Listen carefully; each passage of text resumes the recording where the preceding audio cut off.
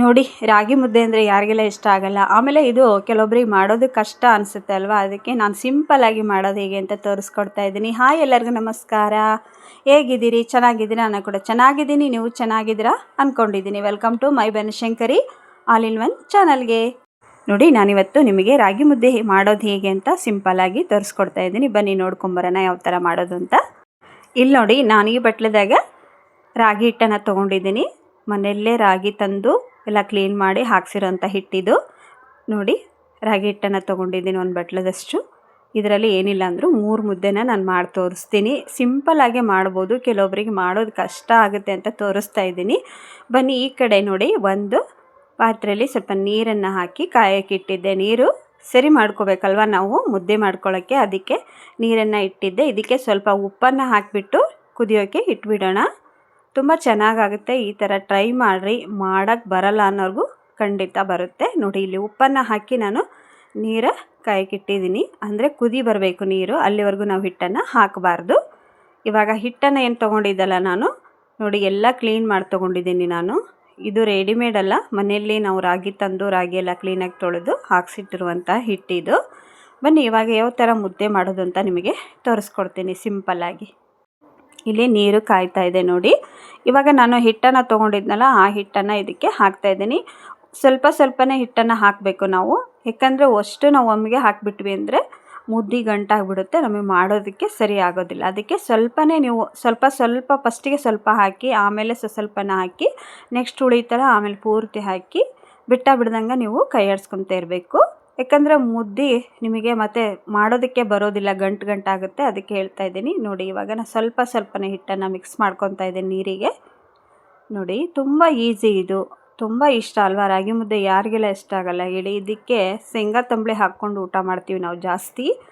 ನೋಡಿ, ಮೊನ್ನೆ ನಾವು ಒಬ್ಬಟ್ಟಿಗೆ ಸಾರು ಮಾಡಿದ್ವಿ ಅಲ್ವಾ ಯುಗಾದಿ ಹಬ್ಬಕ್ಕೆ, ಅದೇ ಸಾಂಬಾರು ರೆಡಿ ಇತ್ತು. ಅದಕ್ಕೋಸ್ಕರ ನನ್ನ ಮಕ್ಕಳಿಗೆ ಮುದ್ದೆ ಮಾಡಿಕೊಡ್ತಾ ಇದ್ದೆ ರಾಗಿ ಮುದ್ದೆ. ಆ ಸಾಂಬಾರಿಗೂ ತುಂಬ ಚೆನ್ನಾಗಾಗುತ್ತೆ. ಈ ಥರ ನೀವು ಗಂಟಾಗ್ದಂಗೆ ಈ ಥರ ಒಂದು ಸ್ಪೂನಿಂದ ನೀವು ಕೈ ಆಡಿಸ್ಕೊತಾನೆ ಇರಬೇಕು. ಇವಾಗ ನೋಡಿ, ಇದನ್ನು ಒಂದು 10 ನಿಮಿಷ ನಾವು ಬೇಯೋದಕ್ಕೆ ಬಿಟ್ಬಿಡೋಣ. ಆಮೇಲೆ ಸ್ವಲ್ಪ ತುಪ್ಪನ ಹಾಕ್ತೀನಿ ನಾನು ಇದಕ್ಕೆ. ಭಾಳ ಏನಲ್ಲ, 1 ಸ್ಪೂನಷ್ಟು ತುಪ್ಪನ ಹಾಕಬೇಕು ನೀವು. ನೋಡಿ, ಒಂದೇ 1 ಸ್ಪೂನಷ್ಟು ತುಪ್ಪ ಹಾಕಿ ಎಲ್ಲ ಮಿಕ್ಸ್ ಮಾಡ್ಕೊಳ್ಳಿ. ತುಂಬ ಚೆನ್ನಾಗಾಗುತ್ತೆ ತುಪ್ಪ ಹಾಕೋದ್ರಿಂದ. ಹಾಗಾಗಿ ನೀವು ಬೇಕು ಅಂದರೆ ಹಾಕ್ಬೋದು, ಬೇಡ ಅಂದರೆ ಸ್ಕಿಪ್ ಮಾಡಿ. ನಾನಿಲ್ಲಿ 1 ಸ್ಪೂನಷ್ಟು ತುಪ್ಪ ಹಾಕಿದ್ದೀನಿ. ಇವಾಗ ಎಲ್ಲದನ್ನು ಸ್ಪೂನಲ್ಲಿ ಇರೋದನ್ನು ತಕ್ಕೊಂಡು ನಾನು ಇದನ್ನು ಒಂದು 10 ನಿಮಿಷ ಹಾಗೆ ಇಟ್ಬಿಡ್ತೀನಿ. ನೋಡಿ, ಇವಾಗ ರೆಡಿ ಆಯಿತು. ಇದನ್ನು ನಾನು ತೋರಿಸ್ತಾ ಇದ್ದೀನಿ ನಿಮಗೆ. ಒಂದು ಹನಿನೂ ಗಂಟಾಗಿಲ್ಲ ಅಲ್ವಾ. ಸಿಂಪಲ್ಲಾಗಿ ನಾವು ಯಾವ ಥರ ಬೇಕು ಆ ಥರ ಮುದ್ದೆ ಉಂಡೆನ ಕಟ್ಕೋಬೋದು. ತುಂಬ ಈಸಿಯಾಗಿ ಮಾಡುವಂತಹ ರಾಗಿ ಮುದ್ದೆನ ತೋರಿಸ್ಕೊಟ್ಟಿದ್ದೀನಿ. ಪೂರ್ತಿ ವಿಡಿಯೋ ನೋಡಿ ಸಪೋರ್ಟ್ ಮಾಡಿ. ಇವಾಗ ಬನ್ನಿ, ನಾನು ಮುದ್ದೆನೂ ಸಹಿತ ನಿಮಗೆ ತೋರಿಸ್ತೀನಿ ಯಾವ ಥರ ಮಾಡೋದು ಅಂತ. ಇವಾಗ ಕೈಗೆ ಸ್ವಲ್ಪ ತುಪ್ಪ ಸವರ್ಕೊಂಡು ನೀವು ರಾಗಿ ಮುದ್ದೆನ ಮಾಡ್ಕೋಬೋದು. ನೋಡಿ, ತುಂಬ ಚೆನ್ನಾಗಾಗುತ್ತೆ, ಟ್ರೈ ಮಾಡಿ. ಅರ್ಪಿಸುವೆ ಹೂವನ್ನು ಭಗವಂತ, ನೆತ್ತರಲೇ ನಿಧಿ ಕೆಂಡ ಭಗವಂತ, ಒಬ್ಬಳೇ ನಾನಿಲ್ಲಿ ತಬ್ಬಿಬ್ಬುಗೊಂಡಿಹನು, ಮಬ್ಬು ಹರಿಯುವುದೇನ ಹಬ್ಬವಾಗುವುದೇನ, ಕಂಬದ ಮ್ಯಾಲಿನ ಗೊಂಬೆಯೇ ಹೇಳಲೇನ ನಿನ್ನ ಹೆಸರ. ಹಾಡೆಷ್ಟು ಚೆನ್ನಾಗಿದೆ ಅಲ್ವಾ. ನಾಗಮಂಡಲ ಮೂವಿದಿದು. ಬಿ ಜಯಶ್ರೀ ಹೇಳಿರೋ ಸಾಂಗು ತುಂಬ ಇಷ್ಟ. ಎಷ್ಟು ಕೇಳಿದರು.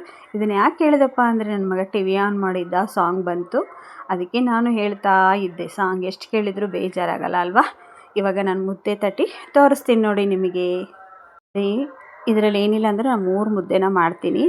ತುಂಬ ಸಿಂಪಲ್ಲಾಗಿ ಮಾಡಿಕೊಂಡು ಬೇಕಾದಾಗ ತಿನ್ಬೋದು. ಮಕ್ಕಳಿಗೂ ಸಹಿತ ನೀವು ಮಾಡಿಕೊಡ್ಬೋದು. ನೋಡಿ, ನನಗಂತೂ ತುಂಬ ಇಷ್ಟ ರಾಗಿ ಮುದ್ದೆ ಅಂದರೆ. ಅದರಲ್ಲೂ ಮಕ್ಕಳು ತುಂಬ ಇಷ್ಟಪಟ್ಟು ತಿಂತಾರೆ. ಟ್ರೈ ಮಾಡಿ. ಮತ್ತು ನೀವು ಯಾವ ಥರ ಮಾಡ್ತೀರ ಅಂತ ನನಗೆ ಕಮೆಂಟ್ ಬಾಕ್ಸ್ ಒಳಗೆ ಹೇಳೋದನ್ನು ಮರಿಬೇಡಿ. ನೋಡಿರಿ, ರಾಗಿ ಮುದ್ದೆ ರೆಡಿ ಆಯಿತು.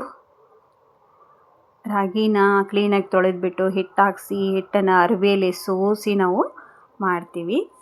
ಅಂಗಡಿಲೇ ಸಿಗುತ್ತೆ, ಬಟ್ ನಾವು ಮನೆಯಲ್ಲೇ ಮಾಡ್ತೀವಿ. ಹಿಟ್ಟನ್ನು ಮನೆಯಲ್ಲೇ ಮಾಡಿಕೊಟ್ಟು ಮಕ್ಕಳಿಗೆ ನಾವು ರಾಗಿ ಗಂಜಿ ಮತ್ತು ರಾಗಿ ಮುದ್ದೆ ಇದಕ್ಕೆ ನಾವು ಶೇಂಗಾ ತಂಬಳಿ ಜಾಸ್ತಿ ಮಾಡ್ಕೊತೀವಿ. ನಾನು ಯಾಕೆ ಮಾಡಿದೆ ಅಂದರೆ ಒಬ್ಬಟ್ಟು ಸಾಂಬಾರಿಗೆ ಇನ್ನೂ ಚೆನ್ನಾಗಾಗುತ್ತೆ. ಹಾಗಾಗಿ ಒಬ್ಬಟ್ಟು ಸಾಂಬಾರು ಜಾಸ್ತಿ ಇತ್ತು, ಅದಕ್ಕೋಸ್ಕರ ಮಾಡಿದೆ. ಹಾಗೆ ನಿಮಗೂ ತೋರಿಸೋಣ ಅಂತ ತೋರಿಸಿದ್ದೀನಿ. ಸಿಂಪಲ್ಲಾಗಿ ಮಾಡುವಂಥ ರಾಗಿ ಮುದ್ದೆ ರೆಸಿಪಿನ ನೋಡಿ, ಪೂರ್ತಿ ವಿಡಿಯೋ ನೋಡಿ ಸಪೋರ್ಟ್ ಮಾಡಿ ಫ್ರೆಂಡ್ಸ್.